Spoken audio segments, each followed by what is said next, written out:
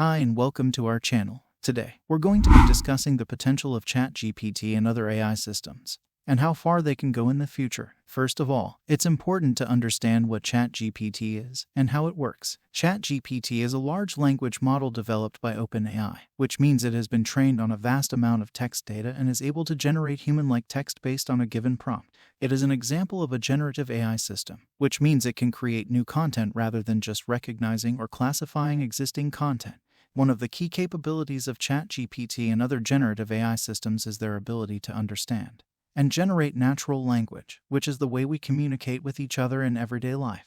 This has the potential to revolutionize many areas where natural language processing is important, such as customer service, content creation, and language translation. In terms of the future potential of ChatGPT and other AI systems, it's important to consider the limitations of current technology as well as the potential for further advancements. Currently, ChatGPT and other AI systems are limited in their ability to understand and generate text that is contextually relevant and coherent over long periods of time.